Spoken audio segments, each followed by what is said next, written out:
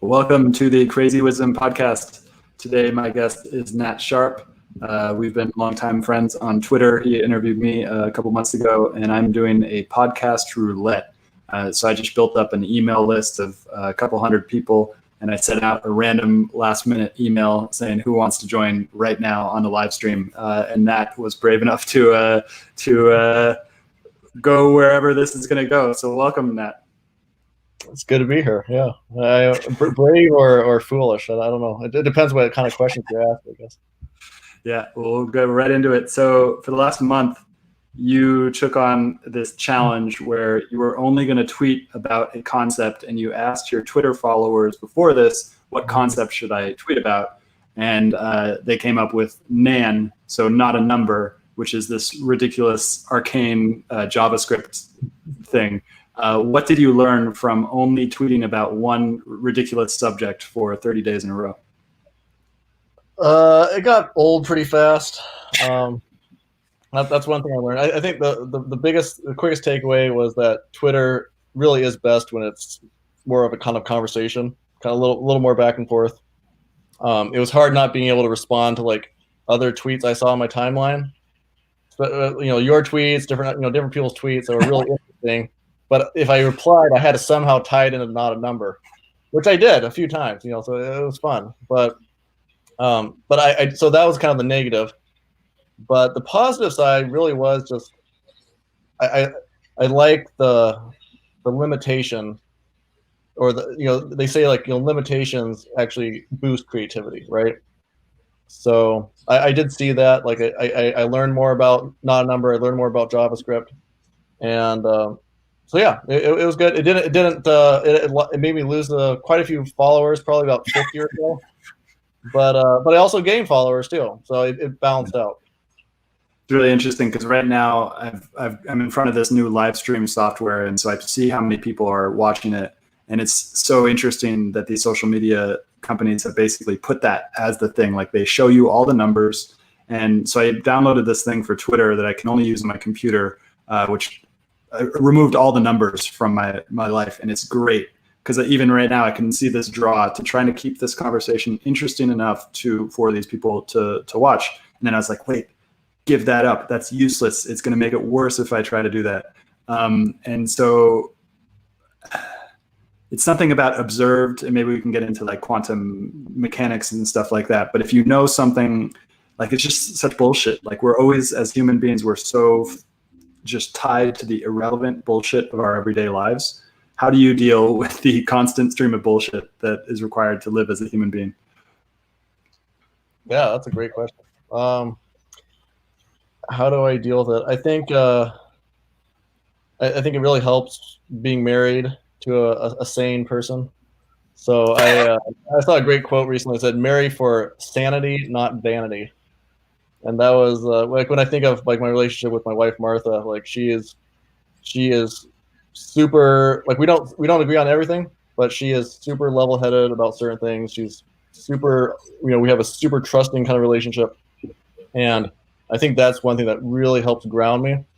It's just having that, authentic relationship that's not based on any kind of external metric or external type of but even like online, like people don't even know we're married, because it's like we don't even make our relationship really part of our online identity too much, which I don't know if that ties into it or not. But so I would say like having relationships like that are like super authentic really helps keep me grounded.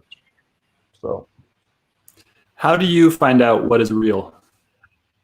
I think it's just time, consistency. You think it's time? Because we can come to figure out what's real right now in this moment, right?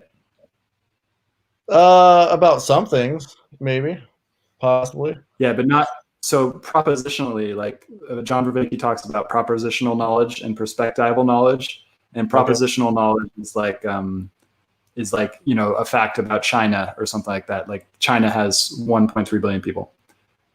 I think you're right in terms of propositional knowledge. I think it takes time, but in terms of like perspective knowledge, perspectival knowledge, I think you don't even need time. You can just figure out what's real right now in this moment. Well, how did you think? figure out that China had that many people? Well, that was through the process of psychological time. Well, and I had heard it in the past, and it might be different now because that's like maybe that's what maybe knowledge from like 10 years ago. Maybe it's larger now. Well, we can. Yeah. I mean, I'm not disagreeing with you. I'm just I'm a little skeptical. But, I mean, just I'm going to show it right now. So we're going to add my screen to, and we're going to look up the population of China. Yeah. Well, this is supposedly the Guinness Book of World Records. Okay, there we go. 1.393. 1.4 billion people. Yeah. Well, what did you say? I don't even remember. I said 1.3 billion. Okay. All right. Oh, that's close enough. Yeah. But yeah, I mean that's something I think about a lot. I really do. I think a lot about what I know, how I know what I know, and I really don't have too many good answers so far. In terms of, and like I said, that's where basically my my cheat code is like those kind of those like my relationship with my wife, which is like left to myself, it's like I'm the kind of person that I would go inside my head, and I would never come out. Like it would just be, I mean, I would never come out. I would get who's that? Jim O'Shaughnessy talks about infinite loops, right? Isn't that the name of his podcast? And that's what happens like to my mind. It's just like I get stuck in these infinite loops, and it's just like eventually your body starts shutting down, and it's like you got to eat or you got to go to sleep or something. What was the last infinite loop that you went in? Oh no, I don't even remember. I've gotten better. I've gotten better at basically. Well, I think a lot about morality. I think a lot about meaning of life. Basically, I had kind of an interesting. I was sitting in the park on Sunday, and I was just thinking about thinking about like whether or not I'm a good person. Okay, that's something I think about a lot because I was raised very religious. It was very important. It was very important that I was a good person, and being a good person was super tied into what I believed. Now, I don't think all religions are like this, but my parents were very kind of like fundamentalist Christian, and what you believed was a matter of like an eternity in hell and suffering, and an eternity of happiness, based on what you believed.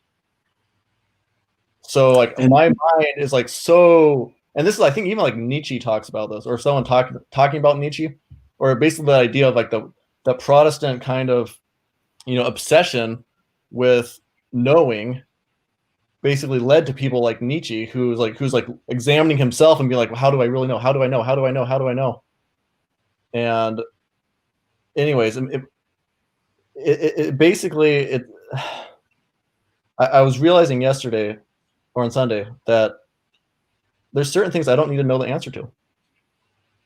Well, I would argue that all of us don't know the answer to basically everything we say. If I say right. A fact, like China has 1.3 billion people, so first of all, it's factually wrong because we found out that China has 1.393 billion people. Right. So it's factually wrong. But then also, like, we have to get into what does it mean to be a person? How many people died in the last hour? Here's a good China. What is China? Well, there's a national border around China, but then as we just found out, where's the border? What? A border? What's the border? Yeah, exactly. Yeah. Oh, excuse me. I mean, I've never seen a border. Have you seen a border? I've seen maps. I've seen customs agents, and I've had to bribe customs agents. Maybe I shouldn't say that on live television, but there you go. I mean, that's the thing. Like, nobody knows what a nation is, but it has extremely real consequences. I mean, it's like there's definite real things that we experience based on these beliefs, right? So, I mean, so in a certain sense, I guess that's like in a certain sense, it doesn't really matter. It doesn't really matter if this nation exists or not.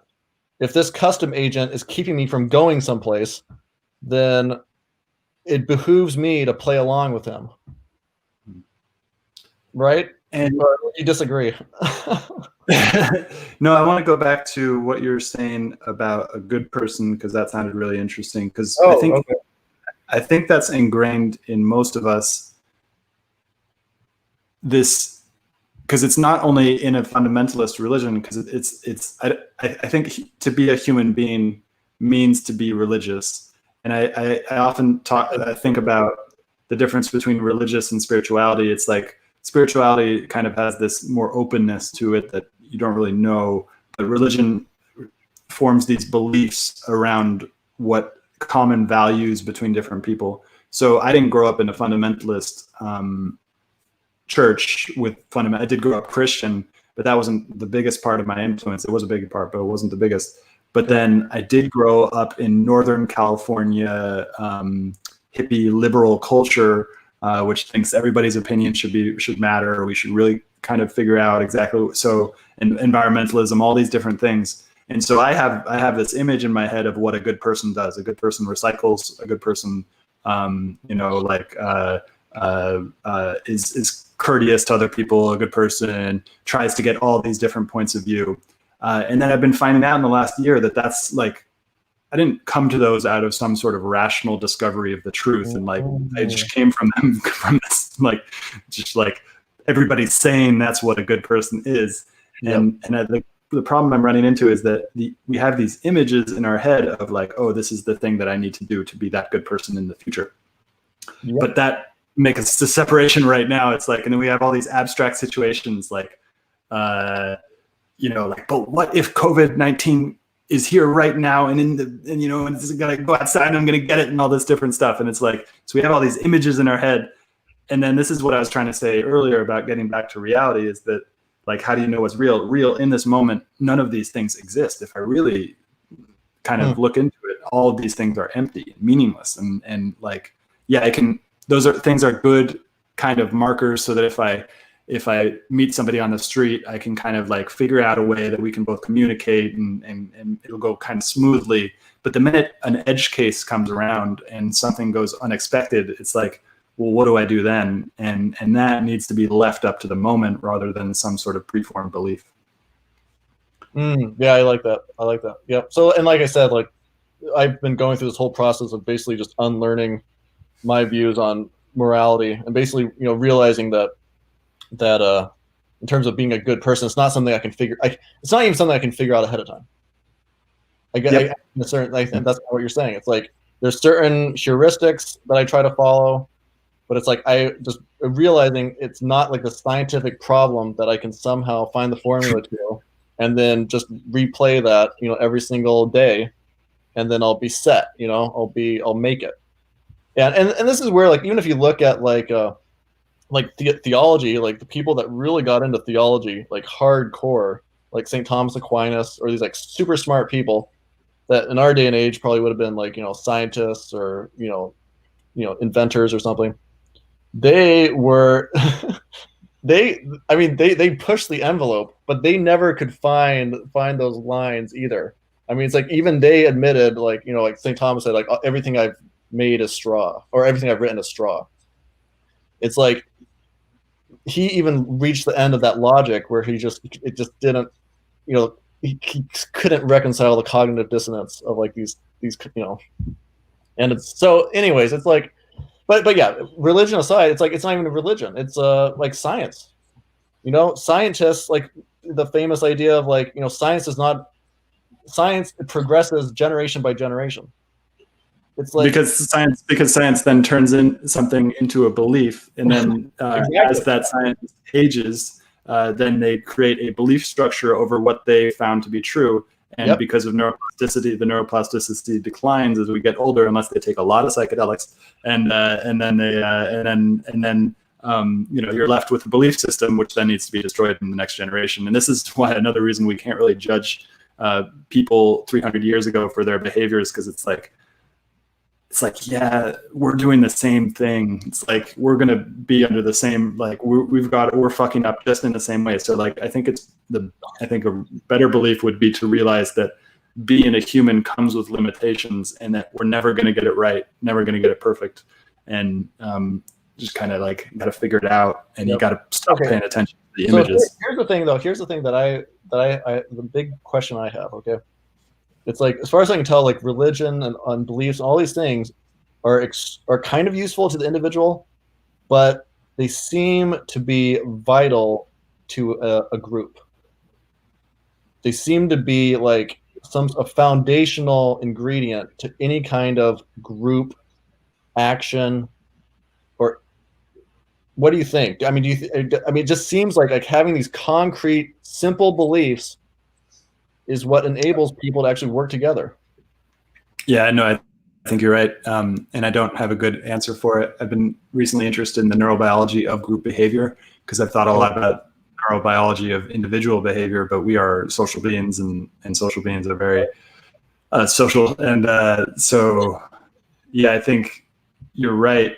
And there's a beauty in that, because then we can come together and we can build these huge structures and kind of build these really interesting civil society, all go bowling together. That's pretty amazing. Like, we couldn't go bowling thousands of years ago. That just didn't exist. But, and so these groups are really helpful, but then the flip side of it is they can be really, really gnarly and violent and dangerous once those beliefs, once those images of beliefs. So I think you're right.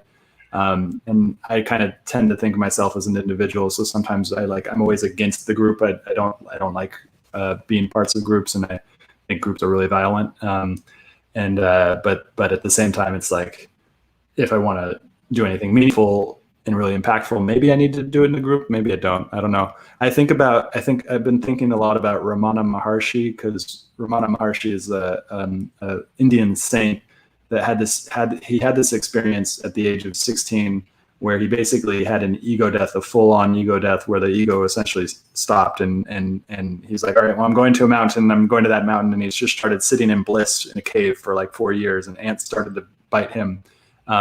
And like, this is what this guy was focused on. He didn't need a group. He was just like focused on this, like, just like what is real right now in this moment, and like to the complete, just like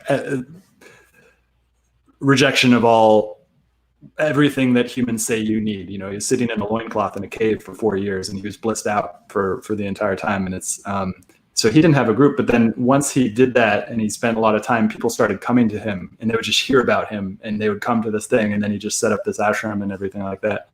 And so, yeah, I don't know. I don't really have a point there, but what do you think?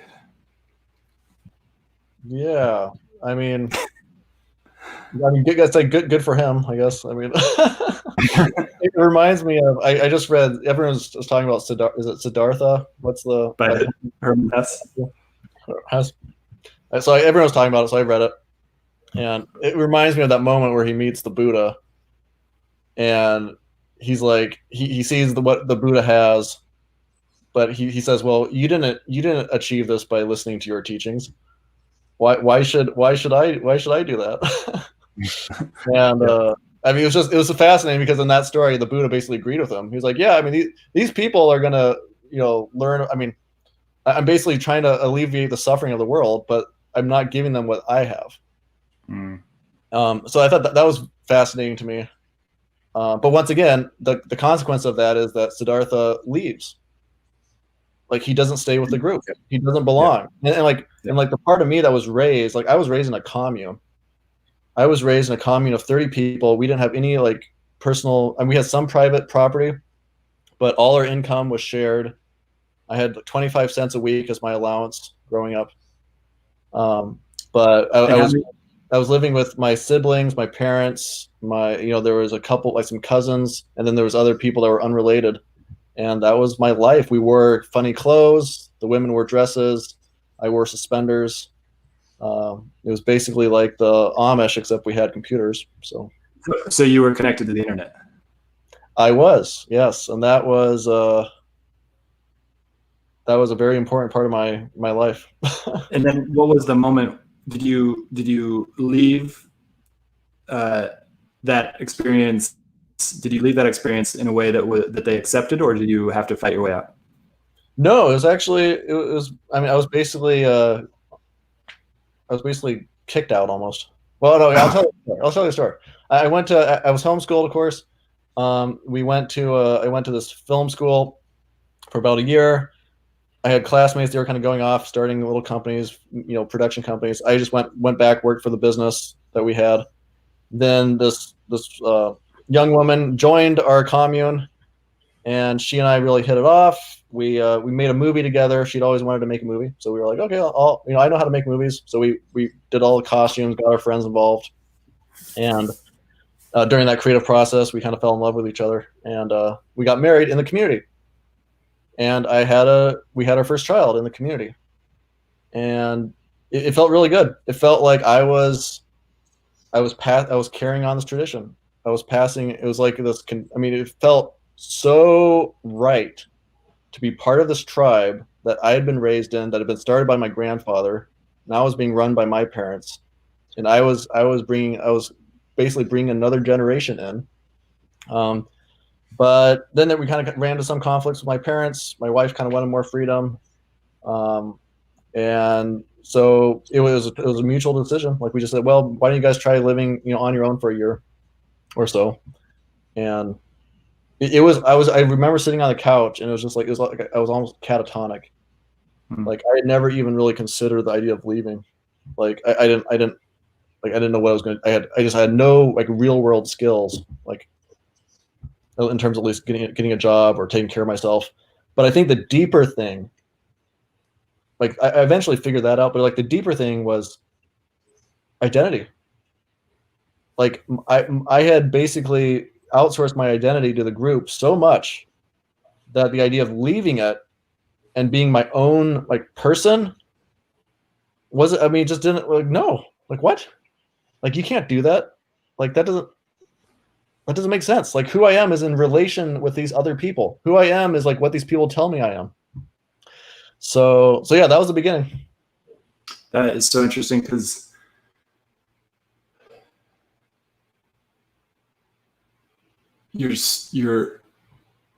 it's culture shock, but it's not culture shock, because they talk about this in the army, or if you go somewhere else, is that and that's why you have hazing processes, that you go through this kind of thing which makes you part of the group, and you identify directly with the group. Yep. And for us as Americans, that's more rare. But if you go to places like Thailand or India, and I've lived in these places, and I know that like they don't identify as much as an individual as we do here. And so it's a spectrum of how much you identify with an individual in a group. And so when I started to do a lot of the meditation and yoga and all these different things, and then I would look at some of the gurus and see kind of the silly shit that they pulled, and and all the group dynamics, and how that kind of led to a lot of just really like not healthy things. And so I noticed this the whole time that I've been doing yoga. So I'm like, okay, I'm going to do yoga on my own. I'm not going to do it anyway with the group, and the group is going to be over there doing their funny shit. And then so I go to my friend, who is starting a community in Colorado, and I ask him, like, well, you're starting this community. How are you sure that this is not going to turn into something like that? And he's like, no.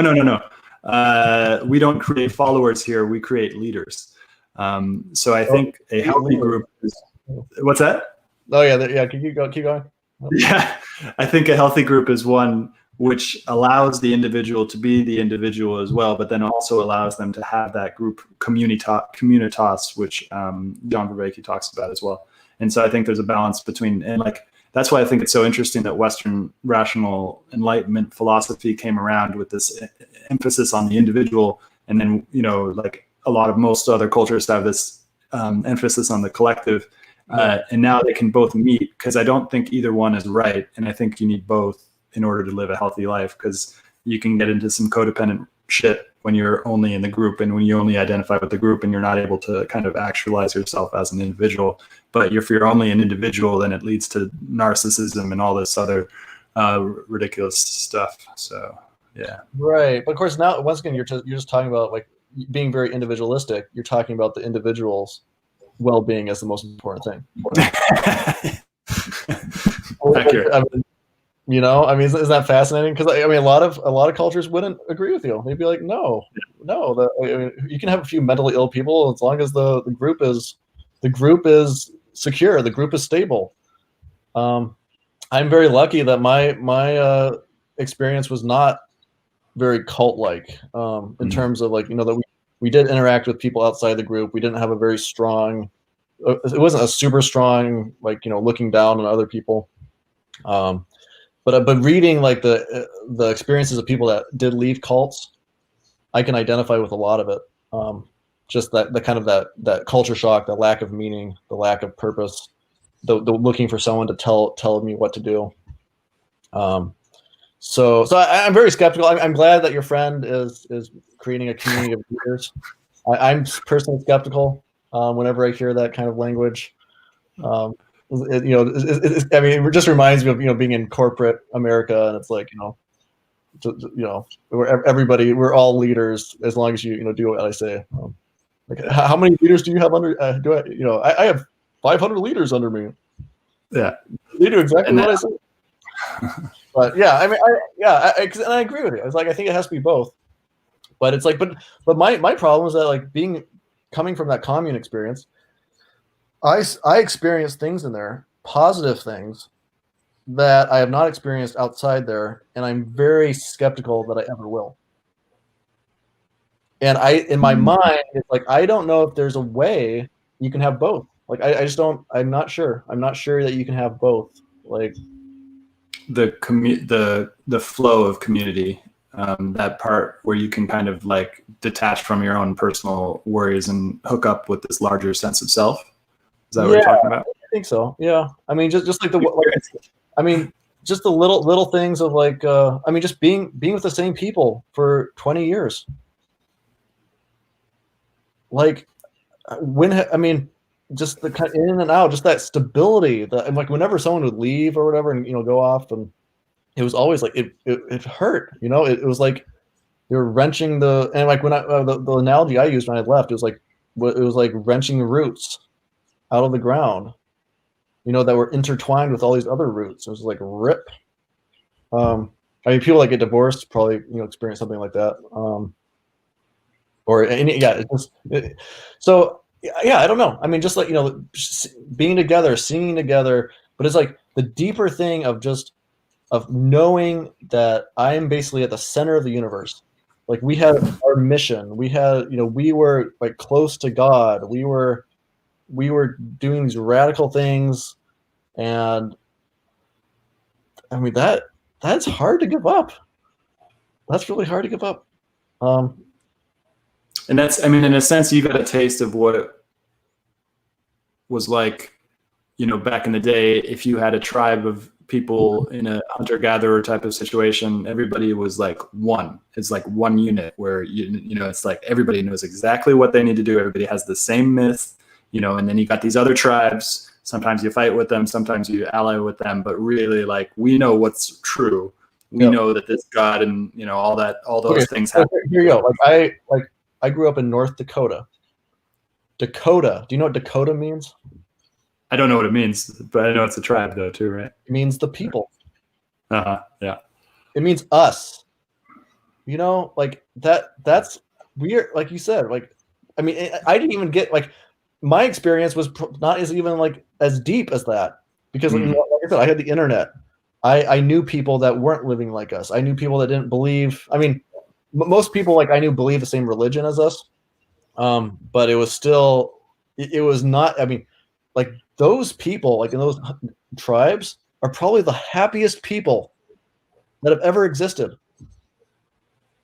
Yeah, and there's a great book. There's a great book that Visa Khan suggested about that, which talked about that feeling that, so like if you go back into the history of the Northeast, when the Pilgrims came, they would set up their colonies, and then there would be Native American tribes all around them, and that they would displace the Native American tribes, and then sometimes the Native Americans would raid the colonies and then take the Pilgrims as captives. And then the Pilgrims and sometimes it would be really gnarly because sometimes they would kill the Pilgrims and do all sorts of gnarly shit. But then sometimes they would actually adapt them into the tribe. And then the Pilgrims would come and then try to get the Pilgrims back from being captured by the tribe. And the pilgrims would escape again to go to the tribe because they felt that sense of unity, as long as they didn't get killed on the way out. So it's like, yeah, so there was something about this kind of like, and I think that has a lot to do with the right brain, left brain difference, and also our removal from nature. Because even though nature is really violent, and I've been doing this for the past like six months, is living in nature, and my brain is starting to change in really significant ways that are powerful. Wow. Yeah. Like, well, but what was it? What's that? How's your brain changed? So way less depression. It's hard to isolate that and say that the reason why is because of the nature as well. But it feels like it's connected. It feels like I'm cognitively there much faster, so I can kind of react much quicker. Skills are much easier to pick up, but again, it's hard to, like, I've made so many changes over the past couple of years, so it's hard to say what exactly is the one that is responsible for all these changes. But those changes seem to be taking place. Fascinating. That's really cool. But yeah, I mean, it's yeah, I mean, that being said, it's like, I mean, I agree with you. I agree with the idea that, that tribalism is, gives a certain kind of happiness. But I also have to say, like, just personally on my journey of more kind of just re-examining everything on my own and kind of coming up with kind of my own conclusions about things has been probably the most rewarding thing that I've done. Like, I have zero regrets. I have zero, like, I used to be a little more like sentimental about the past and kind of like wish I could, live in the past. But the more I've thought about it, the more I've realized that no, like, for me at least, like, everything is like the internet, this unlimited access to human knowledge is worth pretty much every suffering, almost everything. And just that the ability to think for myself really is feels good. Cool. Well, that's it for today. Thank you so much, Nat, for coming on this ridiculous experiment, which hopefully I will do more of. What did you think? Yeah, this was fun. I appreciate you reaching out, and I'm glad I was the first one. It was fun to chat with you. Cool. Thanks, Nat. All right. Talk to you later, man. Bye.